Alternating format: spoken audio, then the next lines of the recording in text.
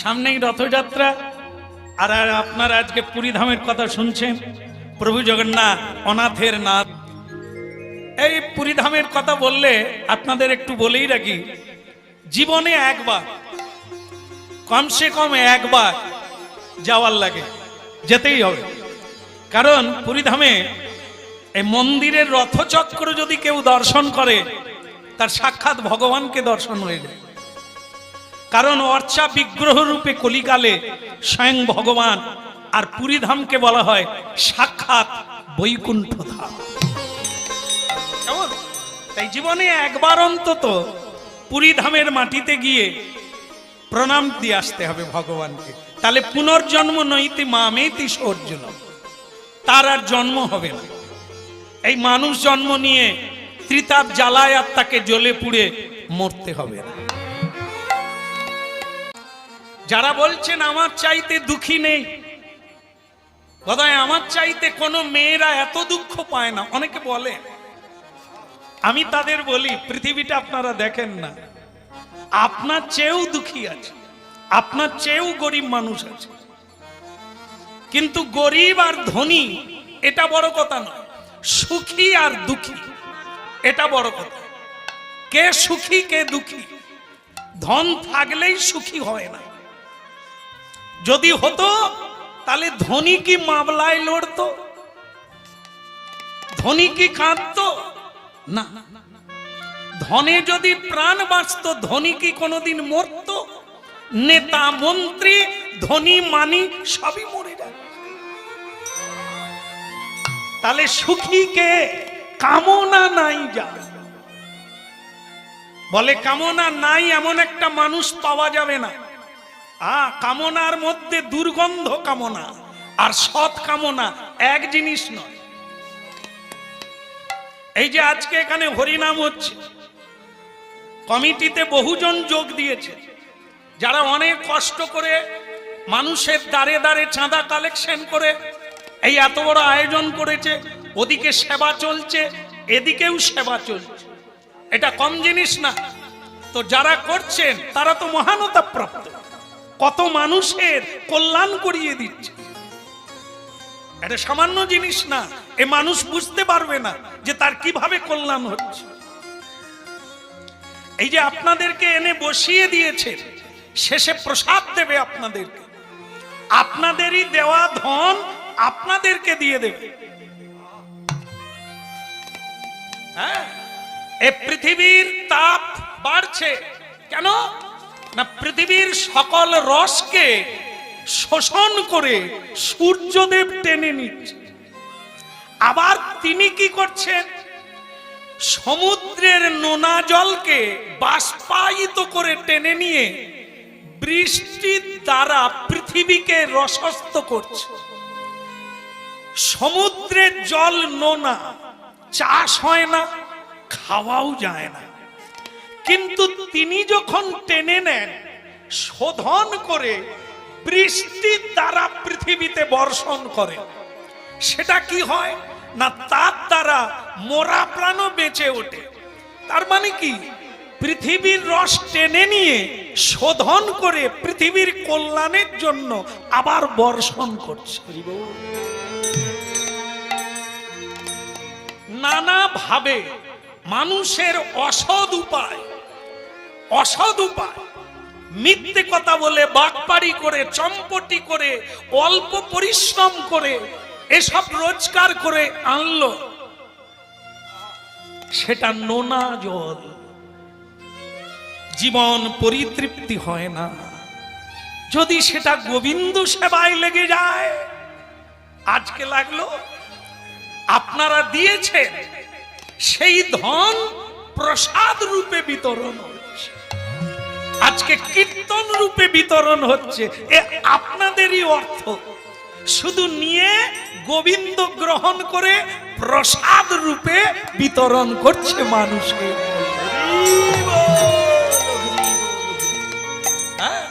ভাবতে হবে কোন জায়গায় দান দেবে,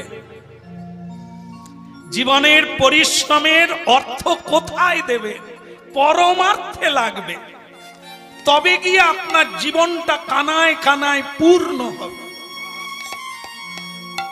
হ্যাঁ, তাই জন্য শ্রীকৃষ্ণ ভজনের পরমার্থ অর্থ হচ্ছে এটা যে তিনি সংসারকে বিসর্জন দিয়ে পূর্ণ জীবনটাকে গোবিন্দ সেবায় লাগাবেন বলে আজকে তালিছা মহাপাত্র শ্রী রাধা গোবিন্দের চরণে উপস্থিত হয়ে গেলেন।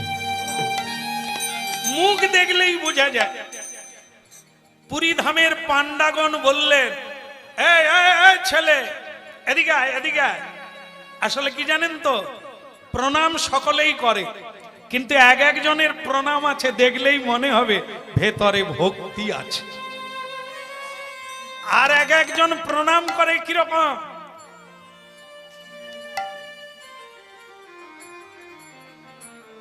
মানে এ প্রণামে কোনো খরচা নেই, নুইতেও হলো না, শুতেও হলো না, এ শর্টকাট।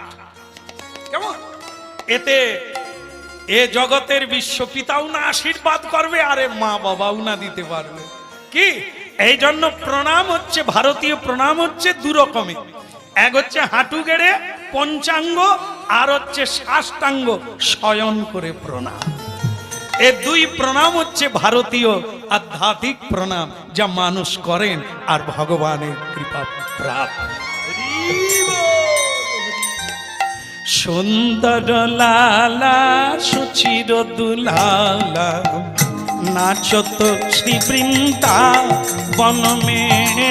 সুন্দর লালা সুচির দুলালা নাচত শ্রী বৃন্দাবন মে।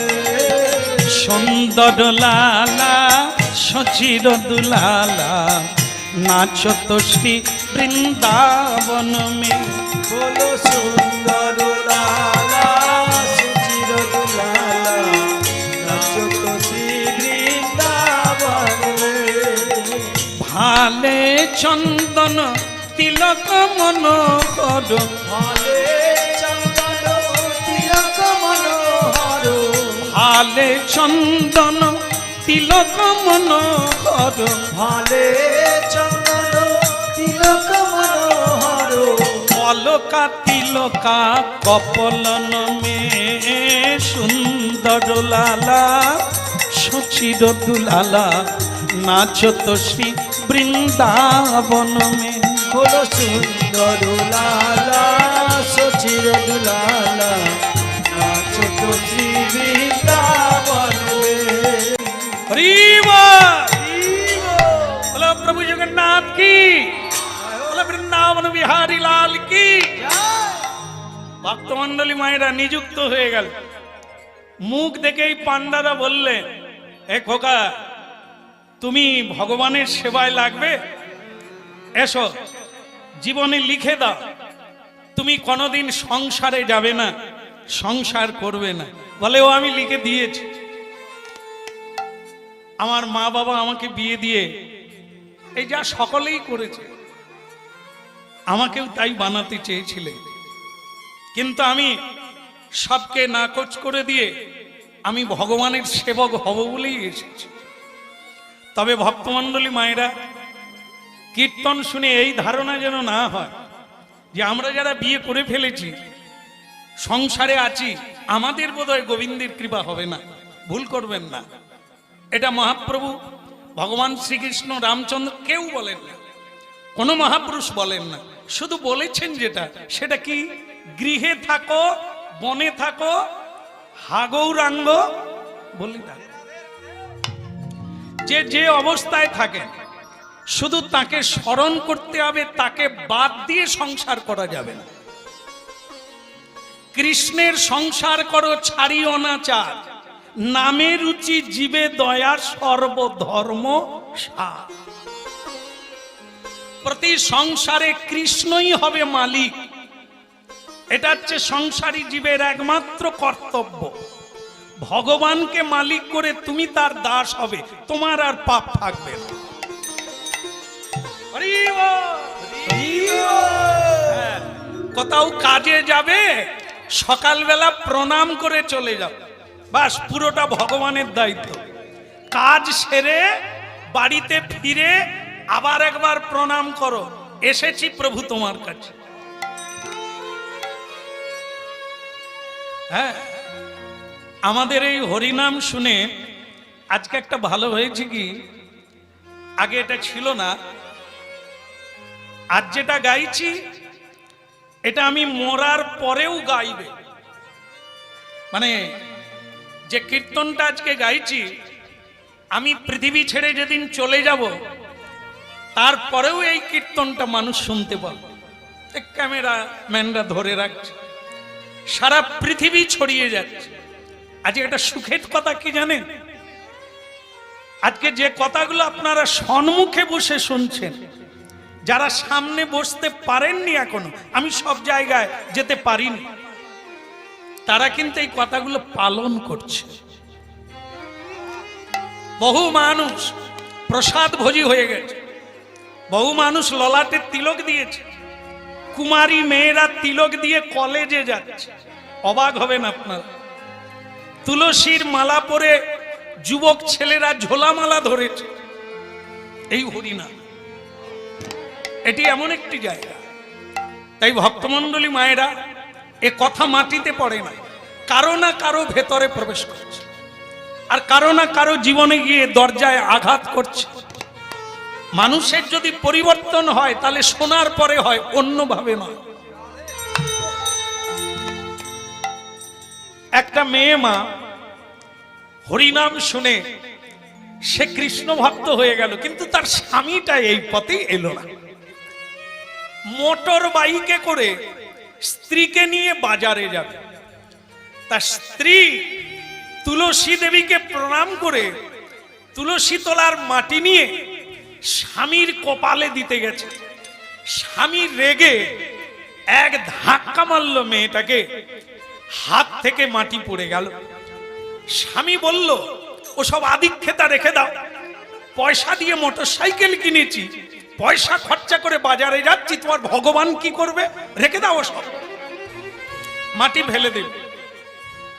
মেয়েটা চোখের জলে বলল, স্বামী প্রণাম করতে তো খরচা লাগে না, সবকিছুতে খরচা আছে, ভগবানকে একটা প্রণাম দিলে জীবনের কোনো কিছু ক্ষতি হয় না, বরং লাভ হয়।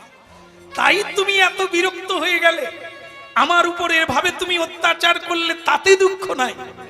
তুমি যে ভগবানকে অবজ্ঞা করলে, এটা তো তোমার দুঃখের শেষ নাই।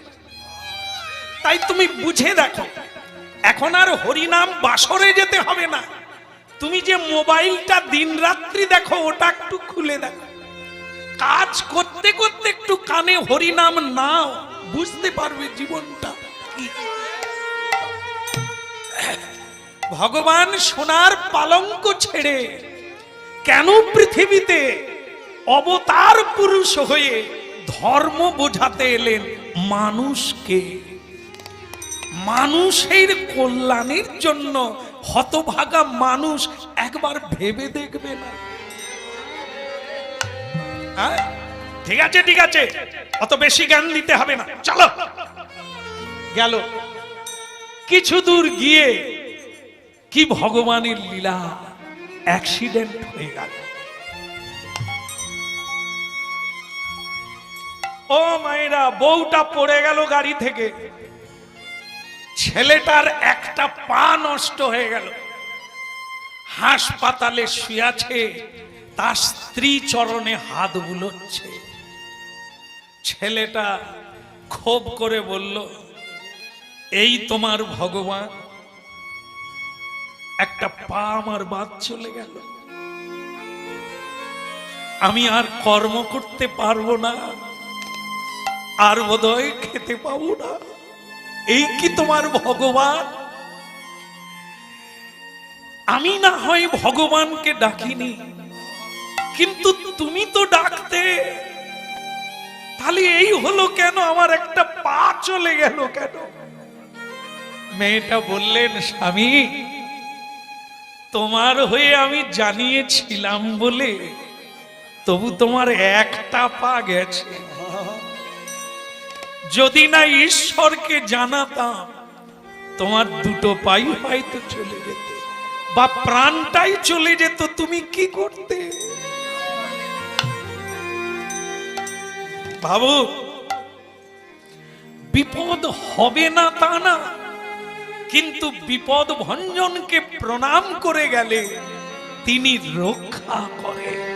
শেষ রক্ষাটা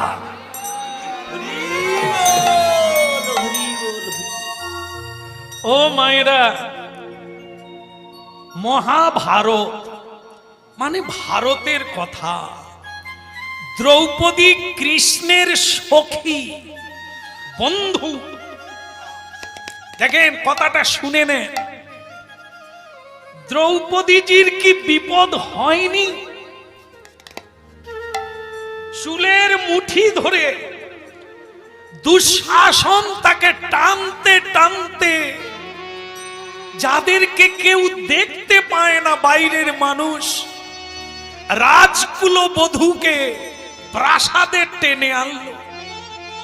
আপনারা কি বলবেন? ভগবানকে যারা ভালোবাসে তাদের এত দুঃখ কেন? এই তো শুনুন, বিপদ হবে কিন্তু শেষ রক্ষাটা যদি ভজন করেন তিনি রক্ষা করবে। শেষ রক্ষা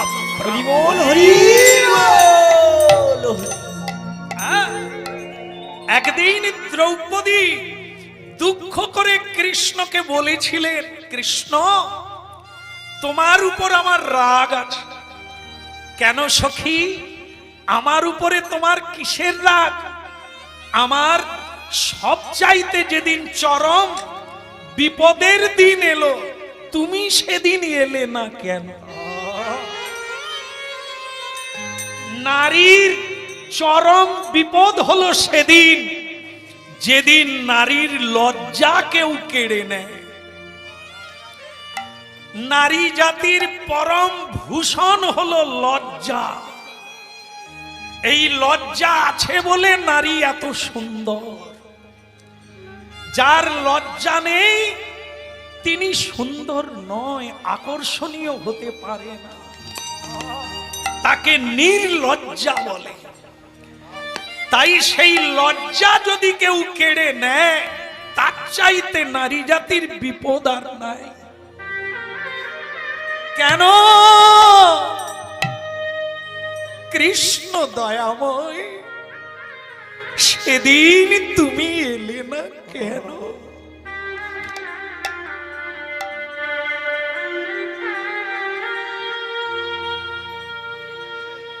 কৃষ্ণ বলছেন, দ্রৌপদী আমি তো দাঁড়ায়েছিলাম সভায়, কেউ আমারে দেখে না, কিন্তু তুমি যখন এক হাতে কাপড় ধরলে আর এক হাত দিয়ে আমাকে ডাকলে, আমি তখন চলে গেলাম। কারণ আমাকে যে পূর্ণ রূপে ডাকে না,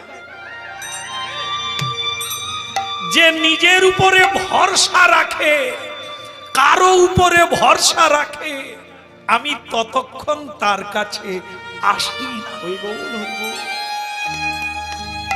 যখন তোমার স্বামীরা পারল না, ভীষ্মদেব পারল না, দ্রোণাচার্য পারল না, যখন তুমি দুই হাত তুলে গোবিন্দ বলে ডাকলে,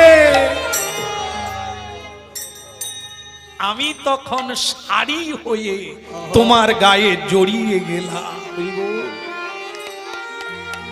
আমি যদি না তোমার গায়ে জড়িয়ে যেতাম তোমার কি লজ্জা থাকতো?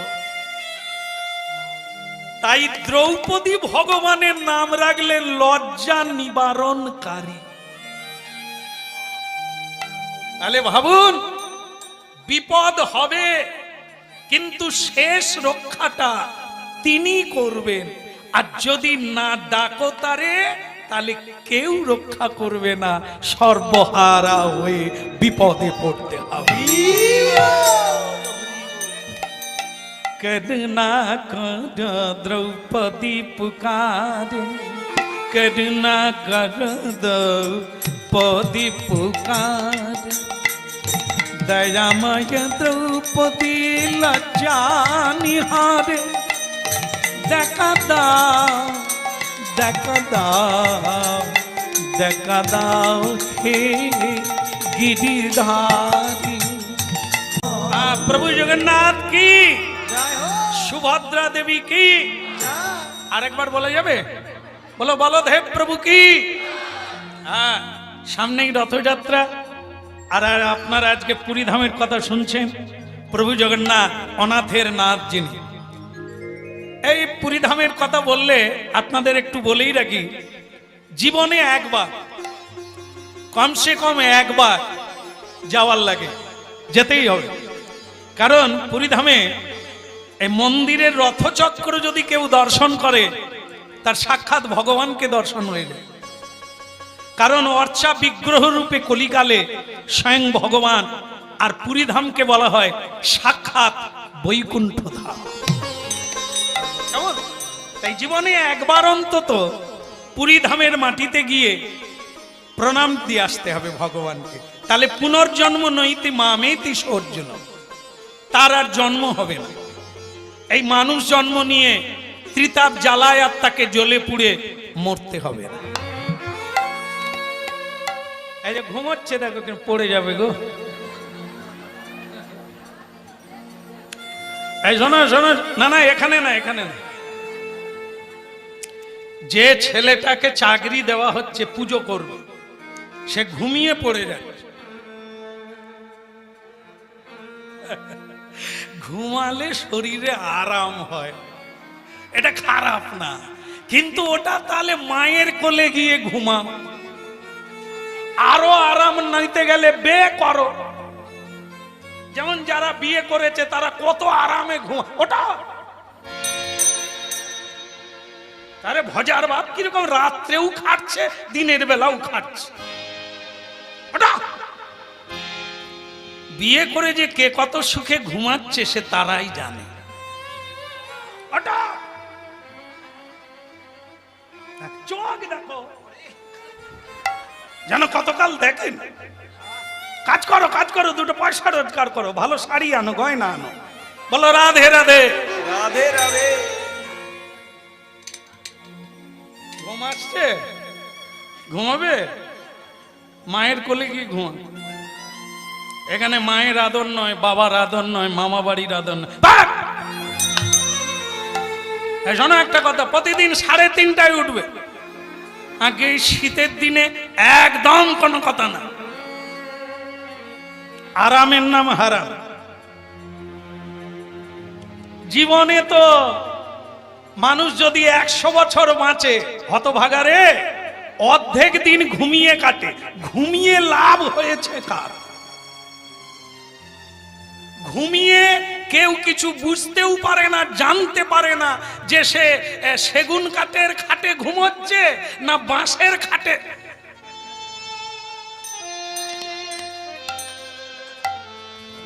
ঘুমিয়ে জানতে পারে।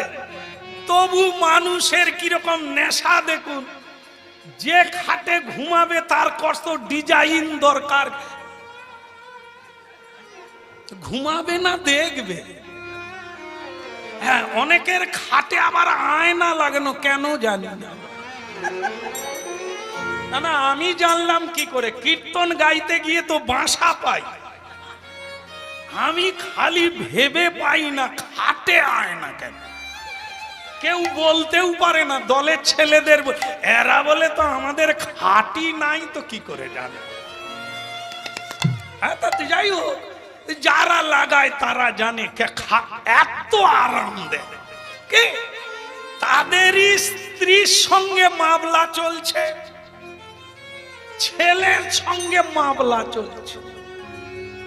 এরা খাটে ঘুমায়, পাশের টেবিলে ঘুমের ট্যাবলেট পড়ে আছে। এই তো ঘুম পাড়ায়। ভেতরে শান্তি থাকলে তো ঘুমাবে মা। কিছু কিছু লোক জানেন তো এত শান্তি পায় ট্যাবলেট খেয়ে ঘুমায়। হরিনাম শুনতে চলে এসেছে, দিব্যি খুঁটো ধরে ঘুমোচ্ছে। সকলে বাড়ি চলে গেছে, সে আর যায় না। আমি বললাম কি ব্যাপার, আপনি বাড়ি যাবেন না? বলে একটু ঘুম ধরে গিয়েছিল।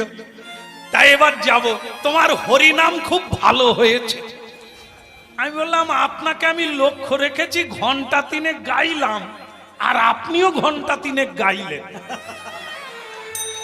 তা আপনি আমার হরিনাম কখন শুনলেন? কি করে বললেন যে আমার হরিনাম ভালো হয়েছে? বলে দেখো বাবা, প্রতিদিন ট্যাবলেট না খেলে ঘুমাতে পারি না, কিন্তু আজকে বিনা ট্যাবলেটে 3 ঘন্টা ঘুমালাম। তাহলে কি তোমার হরিনাম ভালো হয়নি? আমি তাহলেও কাজ হচ্ছে, তাহলে ভালো ঘুম হচ্ছে। গুরুদেবকে বললাম যে আমার হরিনাম শুনে যদি কেউ বিনা ট্যাবলেটে ঘুমায় সেটাও কি মঙ্গল? গুরুদেব বলে তবু তো ট্যাবলেটের খরচা থেকে গেল। কেউ যদি শান্তি পায় সেটা খারাপ কি? ঘুমাক না, ইনজেকশন দিয়ে তাকে জাগাস না। নিতাই গৌর হরি বল। কটায় উঠতে হবে বললাম? মনে রাখো, প্রতিদিন শীত গ্রীষ্ম বর্ষা 3:30টায় উঠবে। আপনারা যারা হরিনাম শুনছেন আপনারা ভাবলেন ভাগ্যিস ওই চাকরি আমরা নিই না। না, এ উপদেশ সকলের জন্য। 3:30টায় উঠে স্নান করে ভোর 4টার সময় মন্দিরে ঢুকুন। যার যেমন মন্দির আছে, বাড়িতে মন্দিরে ভগবানের মঙ্গল আরতি করুন। ভজ গৌরাঙ্গ কহ গৌরাঙ্গ লহ গৌরাঙ্গে তো নাম রে। ভজ গৌরাঙ্গ কহ গৌরাঙ্গ লহ গৌরাঙ্গের নাম রে। ভজ গৌরাঙ্গ কহ গৌরাঙ্গ লহ গৌরাঙ্গে তো নাম রে। এবার ভজ গৌরাঙ্গ কহ গৌরাঙ্গ লহ গৌরাঙ্গের নাম রে। যে জনা গোবিন্দে ভজে সে হয় আমার প্রাণ রে। যে জন গৌরাঙ্গ ভজে সে হয় আমার প্রাণ রে। আপনারা বলুন, ভজ গৌরাঙ্গ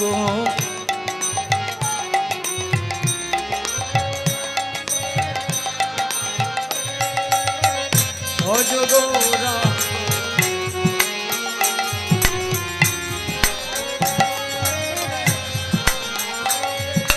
যে জনা গৌরাঙ্গে ভজে সে হয় আমার প্রাণ রে।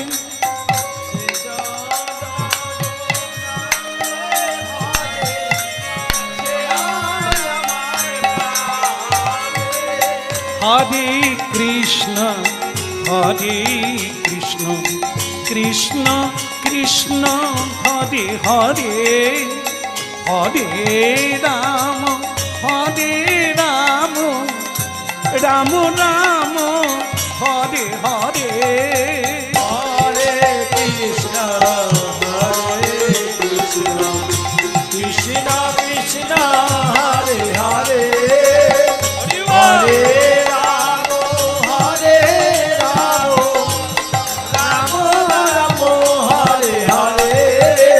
ভজ শ্রী কৃষ্ণ কহ শ্রী কৃষ্ণ লহ শ্রী কৃষ্ণের নাম রে।